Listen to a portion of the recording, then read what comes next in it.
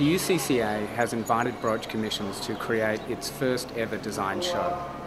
Broached Retreat is the gathering of Broached Commission's first two collections, Broached Colonial and Broached East, within a new context, which is a pavilion designed by Chen Lu.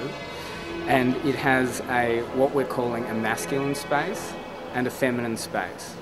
And it's an abstract imagining of what it would be like if you had a space of your own in your apartment or house where you could just do with it as you pleased and collect the objects that you wanted that made you feel comfortable and luxurious and relaxed. It doesn't mean that it's a man and a woman space, it just means that their spaces are created with those dual energies.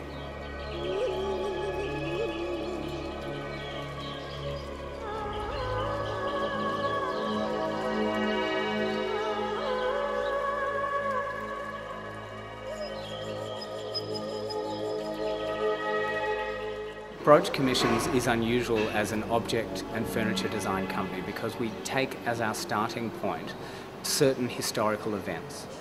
As an Australian company, we're interested in what happens to design when it migrates so far across the world to Australia, because Australia is quite isolated, and when design arrives there, it inevitably develops what we call a parallel evolution. So when Deco comes from Paris, when modernism comes from America and France, when Chinese design came during the gold rush. So what we're interested in is how globalization causes new objects to arrive in a faraway land and then start evolving in a different way.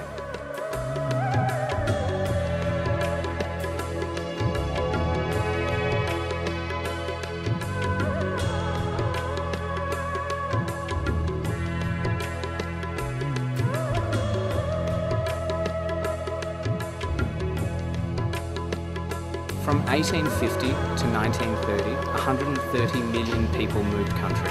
It's the largest period of human migration ever. And most of those people moved from India and from China. So, and in the 1700s and before, a lot of the product coming from China was considered by Europe and America to be the height of luxury. So what happened in the 19th century with the American gold rush and the Australian gold rush was China's population migrated around the world.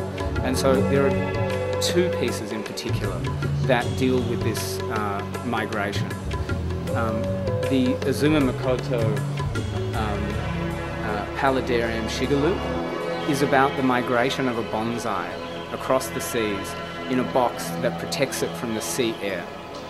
Trent Jansen's Chinaman's File rocking chair is the recreation of the maternal embrace. So what Chen did is he filmed a mother carrying a baby on her back in a traditional Chinese sling, and then he measured the head movement of the child as the mother was walking.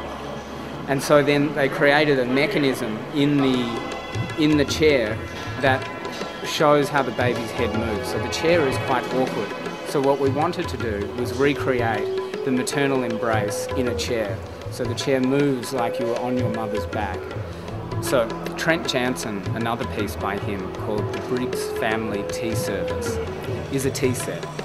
Each part of the tea set represents a different family member in a very famous family, and this is from the colonial period. George Briggs migrated to Australia as a 15-year-old on his own in the late 1700s, I believe. And he married an Aboriginal woman, the daughter of an elder from an Aboriginal tribe in Tasmania. And they had the first mixed blood family that was documented in Australia. And they are still a famous Aboriginal family. So what we decided to do was create an object that's made from the English technology of porcelain and brass, but also the indigenous technologies and uses of the environment. So we have wallaby pelt and seaweed, and the tea set is made out of all of these materials. And so George is made purely from English technologies, and his wife is made from a mixture of brass and seaweed. And the children are a mixture even more. They're made of porcelain and animal skin and seaweed. So the children take on the characteristics of both parents. The bird's mouth table is in the style of the classic Chippendale Chinese style table. But the leg, where it gets its name from, is a bird's mouth mast. It's hollow in the centre, so to make it very light. When the English colonised Australia, they were hopeful that it would supply the timber for the big mast and the flax for the sails, for the sailing ships.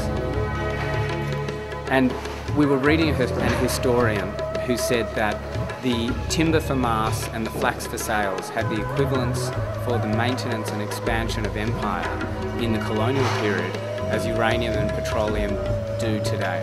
It was critical to how they protected the lands they were conquering. So now that the colonial empires for over 100 years have shrunk, we like the idea of taking this huge mechanism of a mast and shrinking it down to this jewellery-like element in the table. So for us, the legs, the little gentle legs that puncture the tabletop, they are a mast, but they are also a symbol of the diminishment of the colonial empires.